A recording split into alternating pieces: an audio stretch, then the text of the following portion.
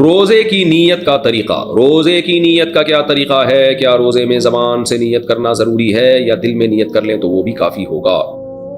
حماد احمد چکوال سے دیکھیں، دل میں نیت کافی ہے، اور وہ ہوتی ہے جب آپ صبح رمضان میں سحری کے لیے اٹھتے ہیں تو کیوں اٹھیں آپ، اور کیا کرنے کے لیے اٹھیں اس وقت، ورنہ کون اٹھتا ہے اس وقت کھانا کھانے کے لیے؟ تو دل میں نیت ہوتی ہے، وہی کافی ہے۔ یہ جو مشہور دعا ہے وہ بصوم غد نویت من شہر رمضان، یہ کسی روایت سے ثابت نہیں ہے، اس کو چھوڑ دینا چاہیے، دل کے ارادے کا نام ہے تو بس وہ کافی ہے۔ روزے میں مسواک کرنے کا حکم، روزے کے دوران مسواک کرنا کیسا ہے؟ نیز اگر مسواک کرتے ہوئے تھوڑا سا خون نکل آئے تو کیا حکم ہے؟ رفعت صاحبہ ڈیرہ غازی خان سے۔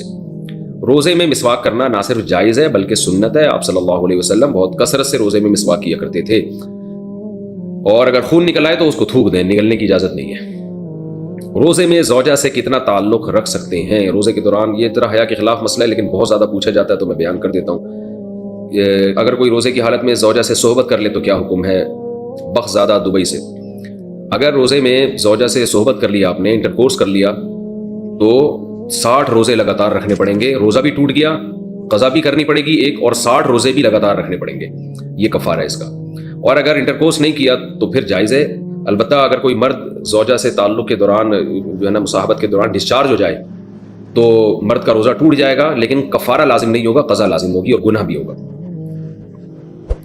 افطاری سے پہلے اجتماعی دعا، اچھا یہ جو روزے کی حالت میں اگر زوجہ سے ہم بستری کی ہے اور زوجہ بھی اس پہ راضی تھی تو بیوی پر بھی 60 روزے لگاتار واجب ہو جائیں گے اگر وہ روزے میں تھی، اگر وہ روزے سے نہیں تھی تو پھر شوہر پر، اور اگر کسی نے جبرن اس کے ساتھ اس طرح کیا ہے شوہر نے تو پھر صرف شوہر پر کفارہ لازم ہے، زوجہ پر کفارہ لازم نہیں ہوگا، ایسی صورت میں صرف قضا لازم ہوگی۔ بیٹھ کر، اچھا افطاری سے پہلے اجتماعی دعا، افطاری سے قبل سب گھر والوں کا مل کر اجتماعی دعا کرنا کیسا ہے؟ نور محمد سعودی عرب سے، جائز ہے لیکن اس کو سنت نہ بنا لیا جائے، اتنی پابندی نہ کی جائے کہ لوگ اس کو کل لازم سمجھنا شروع کر دیں۔ بہتر ہے کہ کبھی اجتماعی مانگ لیں، زیادہ تر انفرادی مانگیں، کبھی کبھار اجتماعی بھی مانگ لیا کریں، عام معمول اس کا نہ بنائیں ورنہ یہ چیز کل چل کے بدعت بن جائے گی۔ بیٹھ کر تراویح پڑھ سکتے ہیں؟ تراویح عذر یا بلا عذر بیٹھ کر پڑھنا جائز ہے یا نہیں؟ قاسم احمد انڈیا سے، جائز ہے، کوئی عذر نہ بھی ہو تو بھی بیٹھ کے تراویح پڑھ سکتے ہیں لیکن ثواب آدھا ہو جائے گا۔ خواتین کی گھروں میں تراویح کی جماعت، کیا گھر کی خواتین مثلا میری چاچی، تائی اور ان کی بیٹیاں وغیرہ میرے پیچھے گھر میں تراویح ادا کر سکتی ہیں؟ اگر ہاں کر سکتی ہیں تو اس کی کیا صورت ہوگی اور کس طرح صفیں بنائی جائیں گی؟ محمد صفان دہلی سے، جی کر سکتی ہیں اگر پردے کی مکمل پابندی ہو، اسی طرح صفیں بنیں گی کہ سب سے آگے آپ کھڑے ہوں گے، اور اگر کوئی مرد بھی ہے تو وہ آپ کے پیچھے، اور پھر پیچھے خواتین کی صف۔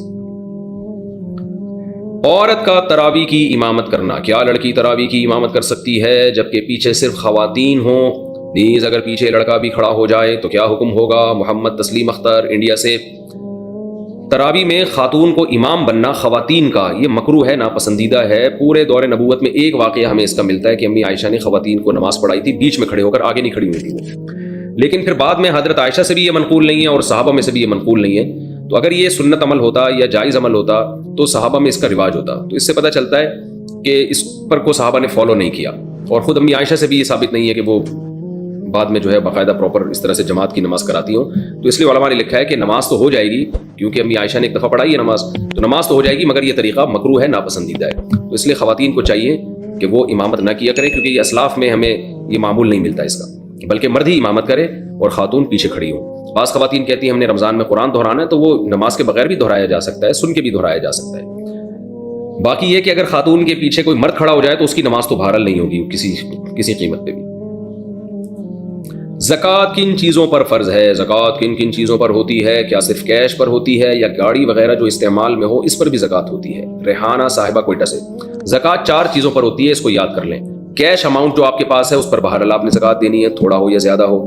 سونا اگر آپ کے پاس ہے اس پر بہرحال آپ نے زکوٰۃ دینی ہے، بشرطے کہ 52.5 تولہ چاندی کے برابر ہو اور سونے کے ساتھ بقیہ 3 چیزوں میں سے بھی کچھ ہو، یعنی خالص اگر سونا آپ کے پاس ہے اور پیسے بالکل بھی نہیں ہے، چاندی بالکل بھی نہیں ہے، تجارتی مال بالکل بھی نہیں ہے، صرف سونا ہی سونا ہے، تو پھر 7.5 تولے سونے سے کم پہ زکوٰۃ ہوتی نہیں ہے، لیکن عام طور پر ایسا ہوتا نہیں ہے۔ جب بھی کسی کے پاس سونا ہوتا ہے تو کچھ نہ کچھ کیش اماؤنٹ تو ہوتا ہی ہے، تو اس لیے پھر ایسی صورت میں سونا نہیں دیکھا جائے گا بلکہ یہ دیکھا جائے، سونا اصل نہیں دیکھا جائے گا بلکہ سونے کی ویلیو دیکھی جائے گی کہ 52.5 تولے چاندی کے برابر سونا ہے یا نہیں، اور وہ آدھا تولہ سونا بھی آج کل 52.5 تولہ چاندی کے برابر ہو جاتا ہے۔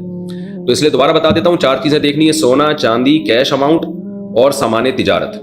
تجارتی سامان کہتے ہیں وہ سامان جو آپ نے بیچنے کے لیے خریدا ہو اور اب تک بیچنے کی نیت آپ کی باقی ہو، یعنی جس دن زکوٰۃ نکال دی ہے نا، جو زکوٰۃ کے واجب ہونے کی تاریخ ہے آپ کی، اس دن بھی آپ کی بیچنے ہی کی نیت برقرار ہو، درمیان میں نیت تبدیل نہ ہوئی ہو، تو ایسی چیزوں کو سامان تجارت کہا جاتا ہے۔ کوئی پلاٹ آپ نے خریدا بیچنے کے لیے، کوئی مکان آپ نے خریدا بیچنے کے لیے، جو دکان میں آپ نے سامان ڈالا ہوتا ہے سارا بیچنے کے لیے ڈالا ہوتا ہے، لہٰذا جتنے دکان میں اثاثے پڑے سب پہ زکوٰۃ واجب ہوتی ہے۔ تو جو بھی چیز بیچنے کے لیے خریدی ہے وہ سامان تجارت میں داخل ہے۔ تو یہ 4 چیزیں اگر آپ کے پاس ہیں اور ان کی مالیت 52.5 تولہ چاندی کے برابر ہو جائے، جو کہ ہو ہی جاتی ہے عام طور پہ آج کل، تو پھر آپ پر زکوٰۃ ان کی واجب ہے۔ ان تمام چیزوں کو کیلکولیٹ کر کے ویلیو نکالیں، 40 پہ ڈیوائڈ کریں، جو جواب آئے وہ زکوٰۃ ہے۔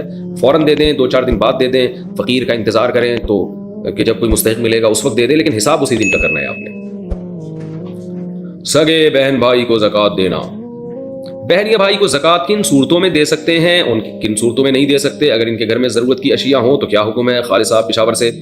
دیکھیں میں نے ابھی ریکارڈ کروایا ہے مسئلہ کہ زکوٰۃ کا مستحق کون ہے، یعنی 5 چیزیں کسی کے پاس اگر 52.5 تولہ چاندی کی قیمت کے برابر نہ ہو تو آپ اس کو زکوٰۃ دے سکتے ہیں۔ اتنا دیکھ لیا کریں بہن بھائیوں کے بارے میں، کوئی سونا تو نہیں ہے، چاندی تو نہیں ہے، کوئی ایسی پراپرٹی تو نہیں ہے جو استعمال میں نہ آ رہی ہو، ٹھیک ہے نا، اور یہ دیکھ لیا کریں کہ تجارتی چیز تو نہیں ہے، بزنس تو نہیں ہے کچھ خرید کے بیچ رہے ہیں، تو یہ لم سم چند چیزوں کا، یا کوئی ایسا سامان تو نہیں پڑا ان کے گھر میں جو پورے سال استعمال میں ہی نہ آتا ہو، تو اگر ایسا نہیں ہے تو آپ ان کو زکوٰۃ دے سکتے ہیں۔ اور بہن بھائیوں کو زکوٰۃ دینا یہ زیادہ ثواب ہے، حدیث میں آتا ہے اس میں زکوٰۃ کا ثواب بھی ملے گا اور رشتہ داری کو جوڑنے کا ثواب بھی ملے گا۔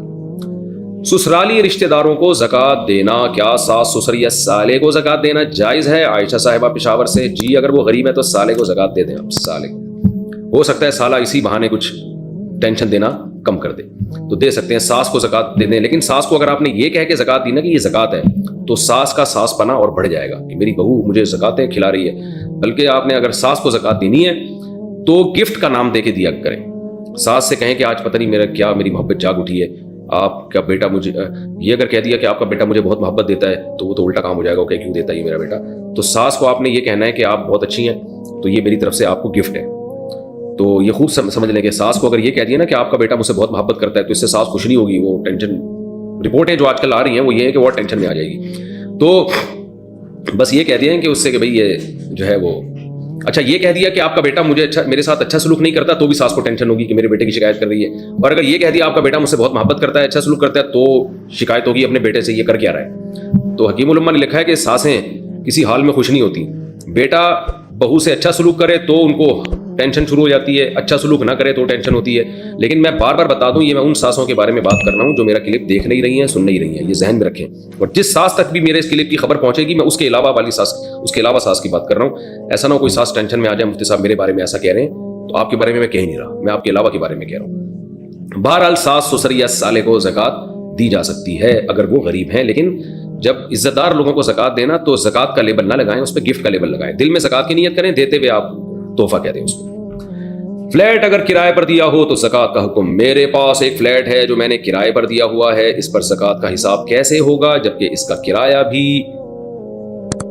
بھی ہر ماہ خرچ ہو جاتا ہے؟ عمیر ظرف کراچی سے۔ کرائے کے فلیٹ یا کرائے کے مکان پر زکوٰۃ نہیں ہوتی، اس کے کرائے پر زکوٰۃ ہوتی ہے، بشرطے کہ وہ کرایہ آپ کے پاس اس وقت تک محفوظ ہو۔ پلاٹ پر زکوٰۃ کا حکم۔ جو پلاٹ نفع کمانے کی نیت سے خریدا لیکن پلاٹ 4 سال تک نہیں بکا، اب ہر سال اس کی زکوٰۃ دیں گے یا جب فروخت ہوگا تب صرف اسی سال کی زکوٰۃ دیں گے؟ حافظ محمد طلحہ بورے والا سے۔ نہیں جناب، ہر سال زکوٰۃ دینی پڑے گی، بے شک وہ نہ بکے، کیونکہ آپ نے پلاٹ بیچنے کے لیے خریدا ہے، تو چاہے وہ اس پہ پروفٹ ہو یا نہ ہو، آپ نے ہر سال اس کی ویلیو لگانی ہے اور اس ویلیو پر آپ نے زکوٰۃ دینی ہے، چاہے وہ پلاٹ آپ کا بکے یا نہ بکے، جب تک نہیں بکتا زکوٰۃ دیتے رہیں گے آپ۔ زکوٰۃ کی تاریخ کیسے مقرر کریں؟ زکوٰۃ کی ادائیگی کا حساب کرنے میں شمسی سال کو اختیار کیا جائے گا یا قمری سال کو؟ ظاہر شاہ 4 سدہ سے۔ جناب قمری سال کو، شمسی سال سے نہیں ہوتا حساب زکوٰۃ کا، قمری سال، چاند والا سال۔ تاریخ کیسے مقرر کریں؟ بہت آسان ہے، زندگی میں پہلی مرتبہ جب آپ کے پاس 52.5 تولہ چاندی کے برابر کیش رقم آ جائے یا سونا آ جائے یا کوئی تجارتی مال آ جائے، یعنی آپ کوئی چیز خریدیں بیچنے کے لیے اور اس کی ویلیو اتنی ہو، یا جو ہے نا یعنی 4 چیزوں میں سے ایک چیز آ جائے، کیش رقم، چاندی، سونا یا تجارتی مال۔ جب بھی زندگی میں آپ کے پاس اتنا پیسہ آئے، آپ اس اسلامی تاریخ کو فوراً نوٹ کر لیں۔ اب پوری زندگی کے لیے آپ کی وہ تاریخ نوٹ ہو گئی، اگلے سال آپ دیکھیں اس تاریخ میں کتنے پیسے آپ کے پاس ہیں، ان 4 چیزوں میں سے کتنے مالیت ہے، اس کا 40واں حصہ یعنی 2.5% آپ زکوٰۃ میں دے دیں۔ تو عام طور پر اتنے پیسے لوگوں کے پاس آتے ہیں جب ان کو پہلی سیلری ملتی ہے، پہلی تنخواہ ملتی ہے، یا لڑکیوں کی جب شادی ہوتی ہے تو ان کو جہیز، یعنی وہ جہیز پہ تو زکوٰۃ نہیں ہوتی، وہ تو استعمال کی چیزیں ہوتی ہیں، گولڈ ملتا ہے عام طور پہ، اتنا سونا مل جاتا ہے زیور کی شکل میں، تو خاتون کو جس دن سونا ملا وہ نوٹ کر لیں. تو یا کسی کے والد کا انتقال ہو گیا تو وراثت میں کیش رقم بچوں کو مل جاتی ہے، تو وہ تاریخ نوٹ کر لیں. تو اس طرح سے جو ہے تاریخیں جو آپ سوچ کے نکال سکتے ہیں اگر بھول بھی گئے ہیں. تو اگر کوئی پہلے سے مالدار بن چکا ہے اور بہت زیادہ غور و فکر کر کے بھی کوئی تاریخ اس کو یاد نہیں آ رہی تو پھر وہ خود سے کوئی تاریخ متعین کر لے. لیکن اصل طریقہ یہی ہے، اور یہی اصل وہ زکوٰۃ کی تاریخ ہوگی جس میں پوری زندگی پھر وہ اس پہ زکوٰۃ دے گا. ہاں، یہ تاریخ جب ختم ہوگی جب آپ کے پاس پورا نصاب ہی ختم ہو جائے. شوگر، بلڈ پریشر کے مریض کے لیے روزے کا حکم. مجھے شوگر بھی ہے اور بلڈ پریشر بھی ہے، کیا میں روزہ رکھ سکتا ہوں؟ جناب، اگر روزہ رکھنے سے آپ کو نقصان نہیں ہو رہا، بلڈ پریشر بڑھ نہیں رہا یا لو نہیں ہو رہا، یا شوگر بڑھ نہیں رہی یا کم نہیں ہو رہی، تو پھر آپ کے لیے روزہ چھوڑنا جائز نہیں ہے. یعنی محض مریض ہونا کافی نہیں ہے، بلکہ روزہ رکھنے سے وہ مرض یا تو لمبا ہو جائے یا اس مرض میں اضافہ ہو تو پھر روزہ چھوڑنا جائز ہے. تو شوگر اور بلڈ پریشر کے مریض پر بھی روزہ رکھنا واجب ہے، لیکن اگر ان کو روزے سے نقصان ہو رہا ہے تو پھر وہ روزہ چھوڑ سکتے ہیں. روزے میں کرونا ٹیسٹ کروانا یا کرونا ویکسین لگوانا. روزے کی حالت میں کرونا کا ٹیسٹ کروانا جس میں اسٹک منہ اور ناک میں ڈالی جاتی ہے، اس کا کیا حکم ہے؟ نیز روزے میں کرونا ویکسین لگوانے کا کیا حکم ہے؟ ذکاء الرحمان جہلم سے. روزے میں کرونا کا ٹیسٹ بھی کروا سکتے ہیں، وہ اسٹک منہ میں یا ناک میں ڈالنے سے روزہ نہیں ٹوٹے گا، اور ویکسین بھی لگوا سکتے ہیں. کسی بھی قسم کا انجیکشن لگانے سے روزہ نہیں ٹوٹتا، تاکہ کوئی مجبوری میں گلوکوز کی بوتل بھی چڑھا لیتا ہے تو بھی اس سے روزہ نہیں ٹوٹتا. تو کھانے پینے سے روزہ ٹوٹتا ہے، یا ناک میں کوئی چیز ڈالنے سے روزہ ٹوٹ جاتا ہے.